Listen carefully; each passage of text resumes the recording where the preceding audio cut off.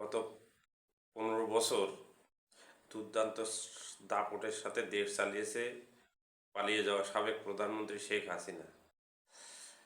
জনগণ এদেশের মানুষ ভেবে নিয়েছিল সে মৃত্যুর আগ পর্যন্ত আর এই ক্ষমতার পরিবর্তন হবে না।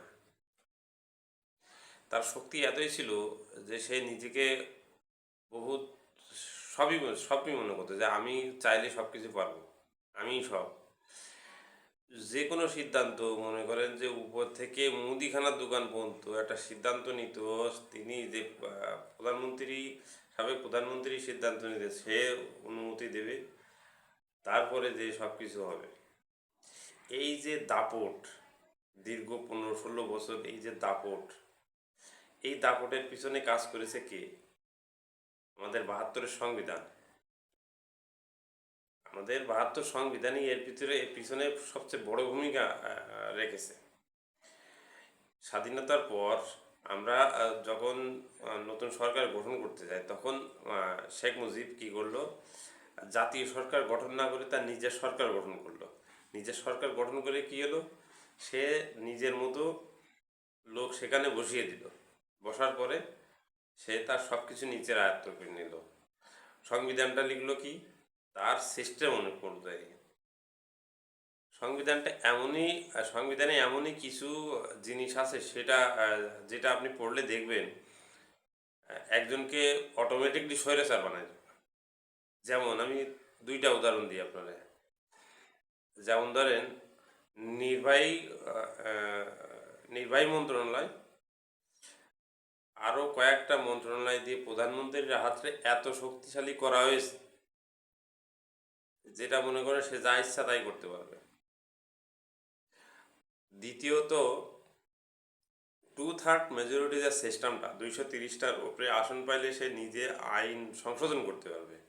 এই যে সিস্টেমটা, এরম আরও অনেক কিছু সিস্টেম আছে যেটা একজনকে স্বৈরাচার হতে সহযোগিতা করে, সহজেই সে স্বৈরাচার হয়ে যায়।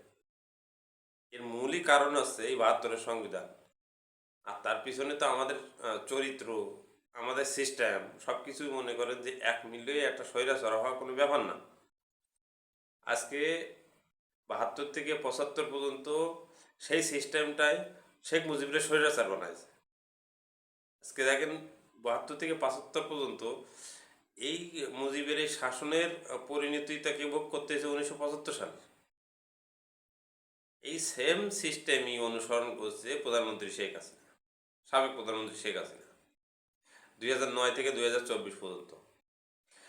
সে সবচেয়ে সংবিধানের কোন জায়গায় সবচেয়ে বড় ইউজ করছে সেটা হচ্ছে 2011 সালে তত্ত্বাবধায়ক সরকারটা বাতিল করে।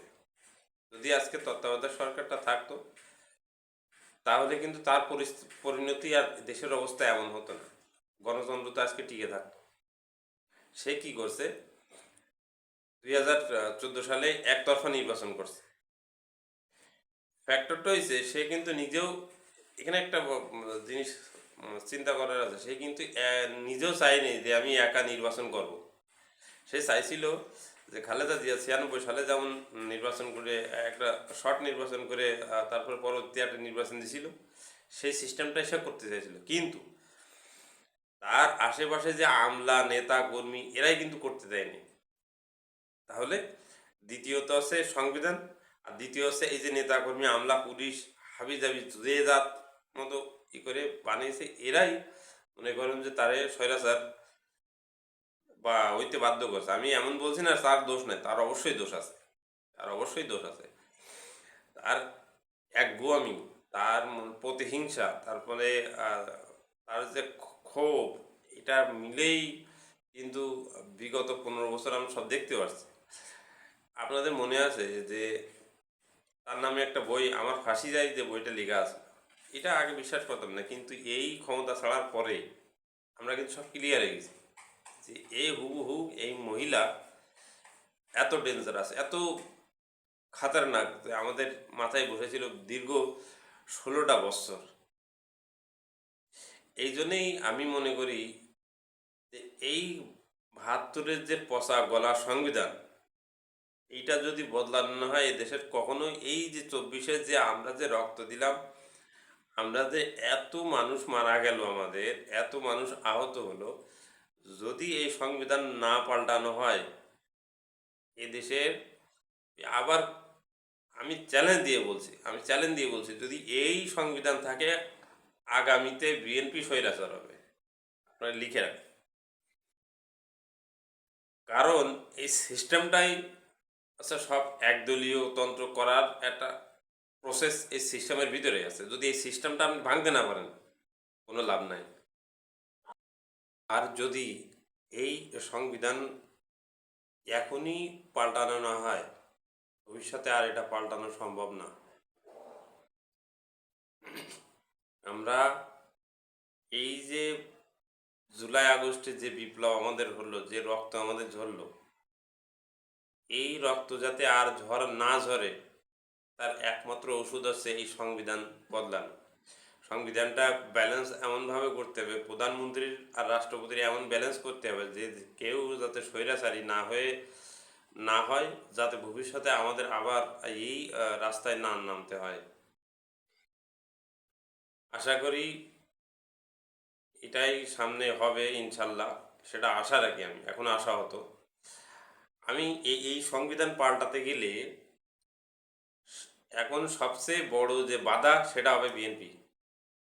তার কারণ এখানে সংবিধান পাল্টালে বিএনপির বিএনপির অনেক মানে ঝামেলা আছে, নিজের সুবিধা বঞ্চিত হয়ে যাবে। এখানে একটা জিনিস হচ্ছে, রাজনৈতিক দলগুলো তার দেশটা ভালোবাসে না, সবচেয়ে বেশি দেখে তার হচ্ছে নিজের স্বার্থ যদি একটু একটু ছাড় দেয় তাহলে কিন্তু সমস্যা হয় না, কিন্তু এরা এক বিন্দু ছাড় দিতে চায় না। এরা মনে করে আগে দেশ নয়, নিজের দল আগে।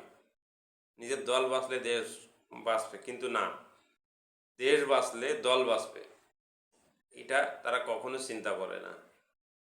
এই চিন্তা যদি না করে আমাদের ভবিষ্যৎ আরও অন্ধকার। এই সংবিধান যদি এখন বদলানো না যায়, আমাদের ভবিষ্যৎ আরও অন্ধকার।